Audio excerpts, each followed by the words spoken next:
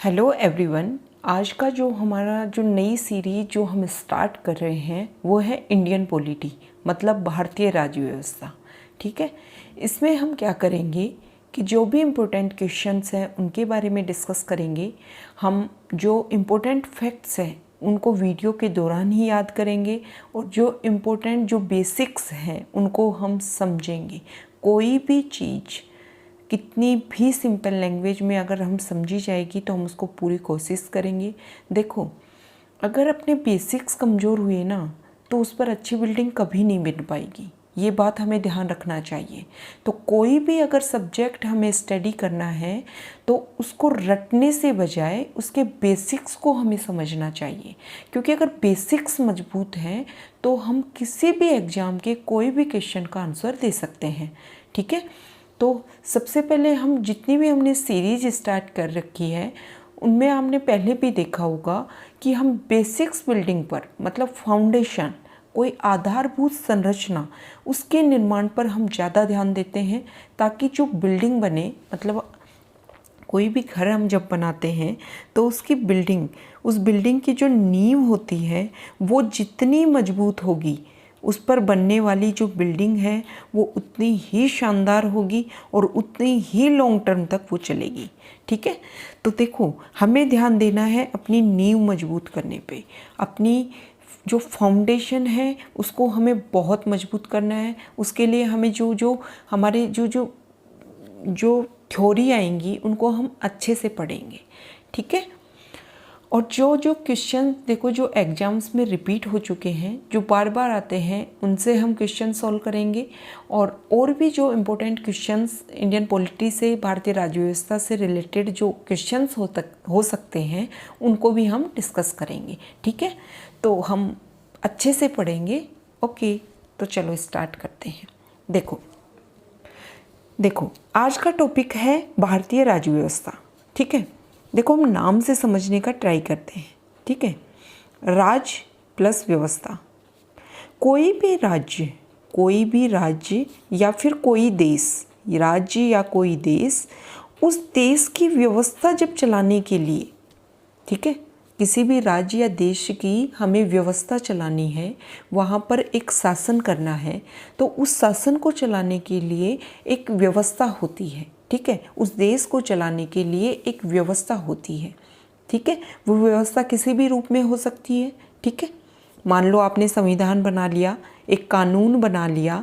ठीक है, एक कानून बना लिया कि कुछ भी होगा तो हम इस कानून को देखकर अपनी व्यवस्था चलाएंगे, इस संविधान को देखकर व्यवस्था चलाएंगे। अब कई देश ऐसे हैं जहाँ पर संविधान नहीं है, जरूरी थोड़ा है कि हर देश संविधान को फॉलो करे। ठीक है, तो क्या होता है, उन देशों में भी एक व्यवस्था होगी। वहाँ पर जो संसद है, जो वहाँ पर कोई तो होगा, कोई तो देश है, कोई भी देश हो उसमें कोई तो कानून बनता होगा ना। या तो संविधान को देखकर कानून बनाते होंगे, या फिर वहाँ पे संसद है, वो सबसे सर्वोच्च होती होगी। ठीक है, तो ये देखो, हम तरीका डिस्कस कर रहे हैं किसी भी देश की व्यवस्था को चलाने के लिए। या फिर कहीं पर क्या होता है कि कोई देश का राजा है। ठीक है, अब वो राजा भी उस देश की शासन व्यवस्था चलाने के लिए एक व्यवस्था निर्धारित करता है। ठीक है, कि भाई आप लोगों से जो कर हैं वो इकट्ठा करोगे, आप देश की सेना व्यवस्था को देखोगे, आप देश के दरबार को देखोगे।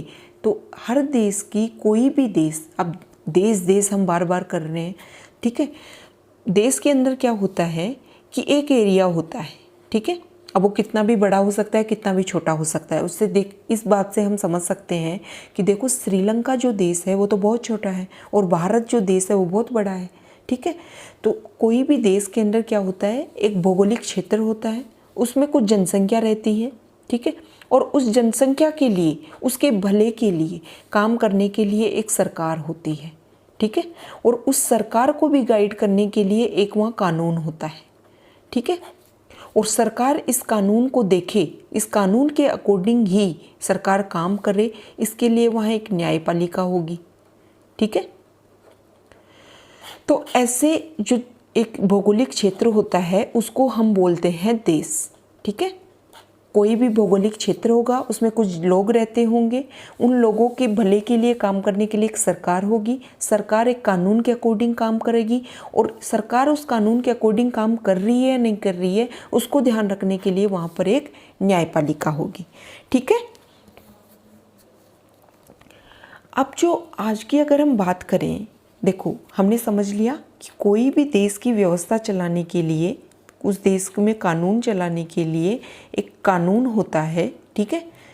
अब अगर इस व्यवस्था की बात अगर हम भारत के कॉन्टेक्स्ट में करें, ठीक है, तो ये ऐसे समझ में आएगा कि भारत देश है उसकी व्यवस्था को चलाने के लिए हमें काम करना है।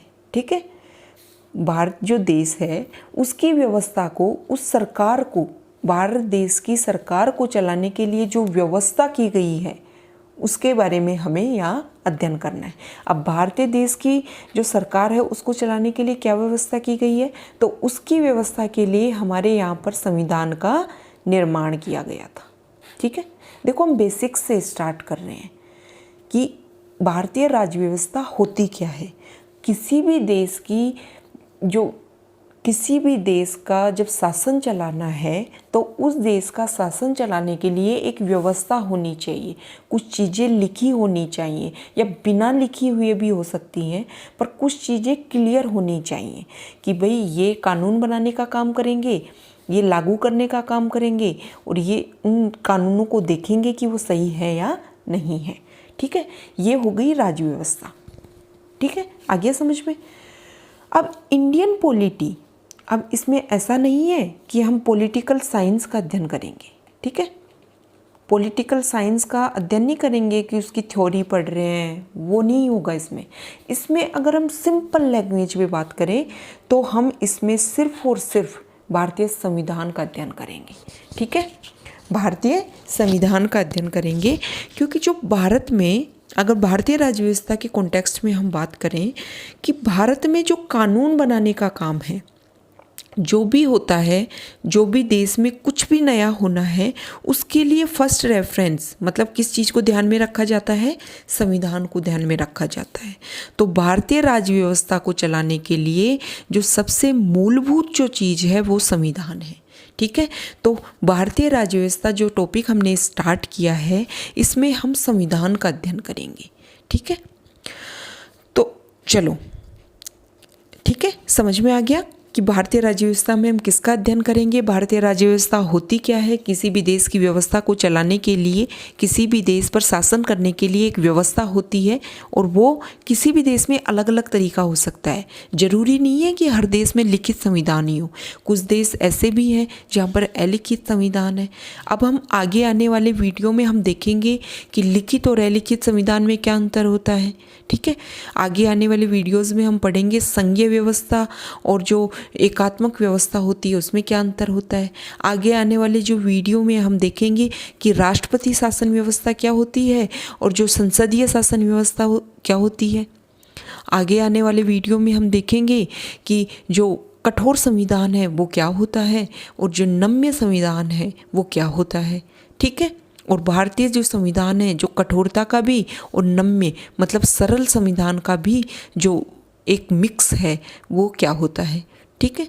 तो ये हमने बेसिक स्टार्ट किया है कि किसी भी देश की व्यवस्था अगर उस पर हमें शासन करना है तो एक व्यवस्था होनी चाहिए और उसका अध्ययन हम इंडियन पॉलिटी मतलब पॉलिटी के अंडर करते हैं। और भारत के कॉन्टेक्स्ट में बात करें तो वो इंडियन पॉलिटी है और भारत में शासन चलाने के लिए जो व्यवस्था निर्धारित की गई है उसका आधार है संविधान। तो अगर सिंपल लैंग्वेज में हम बात करें तो हमें संविधान का अध्ययन करना है, संविधान के बारे में परख होनी चाहिए। अब देखो, अगर हम बेसिक्स पढ़ेंगे ना तो हमें जो आर्टिकल मतलब जो अनुच्छेद होते हैं वो हमें रटने नहीं पड़ेंगे। हमें समझ में आएगा कि ये आर्टिकल इस जगह किस कॉन्टेक्स्ट में लिखा गया था। ठीक है। तो हम आगे आने वाले वीडियो में जो भी इंडियन पॉलिटी से रिलेटेड है पहले हम बेसिक्स क्लियर करेंगे, फिर उससे जो फैक्ट्स होंगे उनको हम याद करने की कोशिश करेंगे। ठीक है। Okay, thank you.